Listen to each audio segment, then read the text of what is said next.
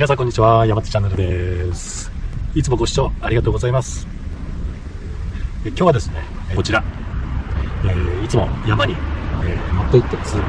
車をご紹介したいと思います。車種はですね、ホンダのシャトルに乗っております。乗り始めて8ヶ月ほど経ちました。その前は、トヨタのエスティマに乗ってたんですけれども、山に行くとなるとですね、やはり、遠いと、距離がすごく遠いですよね。片道200キロから300キロ、遠くに行くと400キロから500キロに及ぶこともありますよね。そんなわけで燃費がすごく問題だったんですよね。すごくガソリン代がかかると、高速料金もかかるし、やっぱりそこでハイブリッド車を考えたいという時にですね、このホンダのハイブリッド、シャトルを、選択いたしました。は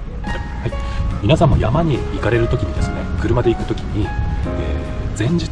の夜から車を運転して道の駅に停めて車中泊、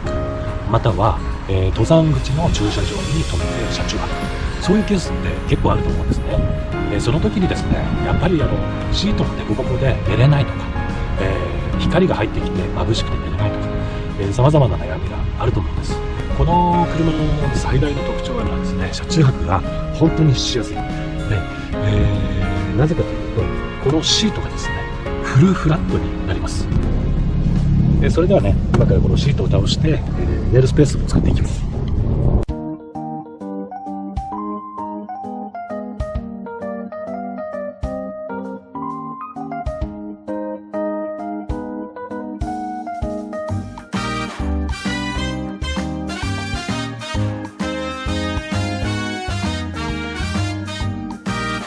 家で使ってる布団を持ってきても十分引けます。冬は実際寒いですから、特にね、登山口の駐車場標高高くてものすごい寒いです。そういう時は本当に自宅で使ってる布団をここに持ってきてですね、そのまま寝た方が断然寝心地がいいです。今日はね、やってきてこ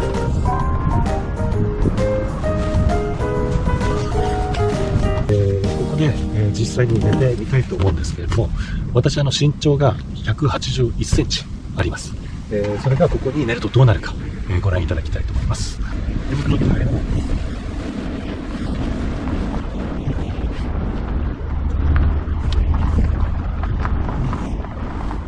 こういう状況で、完全に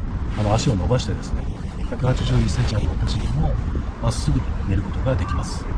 いざ車中泊をしようとするとですね、一番の問題点、皆さん分かります？街灯の明かりとか、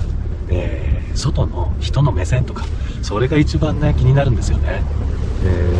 サンシェードですとか、いろんなタオルを挟んだりですとか、いろいろネットで検索して調べてみたんですけれども、なかなかやっぱりね、うまくいかないですよね。なので私買いました。シャトル専用のサンシェード。楽天で、前後ろセットでおそらく確か2万円ぐらいだったと思うんですけれども、それを購入して、もう、シャトルの窓にぴったり合うように、はまるですね、目隠しを買いましたので、それを今からはめていきたいと思います。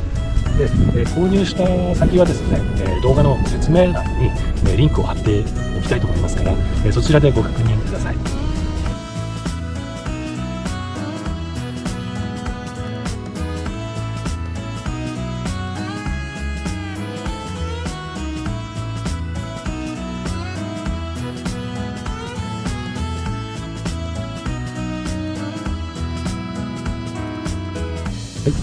それではね、サンシェードをすべて、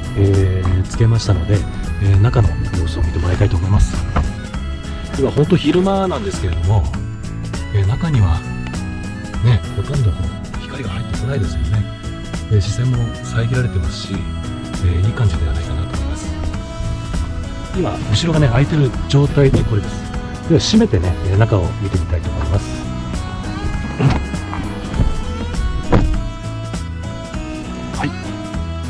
これが今完全に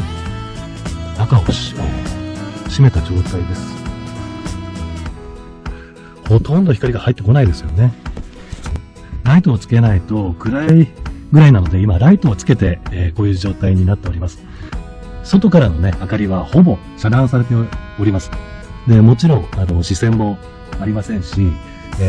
夜でも昼でも、これならぐっすり眠れるということになります。登山でね、降りてきてすごい疲れてる時ってありますよね。そういう時に仮眠をする時もこのサンシェードがすごく役に立っております。発泡スチロールのねクーラーボックスで中に保冷剤を入れてきてます。で最寄りのコンビニでねビールとか、水とかを買ってね、冷たい状態でここに置いといて、それで仮眠する前にね一杯やって飲むというようなことに便利なので、いつも大体このクーラーボックスね、持って車中泊をしております。このシャトルの気になる燃費なんですけれども、実はこのシャトルですね、インターナビリンクのプレミアムクラブというものでネット回線につながってまして、そのネット回線を通じてスマホで燃費を見ることができるんですね。2月は平均燃費で 16.5 キロで、障害燃費でいうと 19.4 キロ、すごく燃費がいいですね。走行履歴も、残るようになっておりますから、どこからどこまで、走ってそれが、燃費がどのくらいだったかという情報も見ることができます。でまたどこに走ったかっていうのも見れますから、もし万が一ですねこの車が盗まれて盗難にあって誰かに乗ってかれたとしても、スマホを使って現在地を確認するということができるので、すごく便利だなと思います。以上がねシャトルの車中泊の説明になります。まだまだ便利な機能でね、ホンダセンシング自動運転の機能とか、そういった機能もありますので、また次の機会でね、それはお話しさせていただきたいと思います。それではまたね次の動画でお会いしましょう。バイバイ。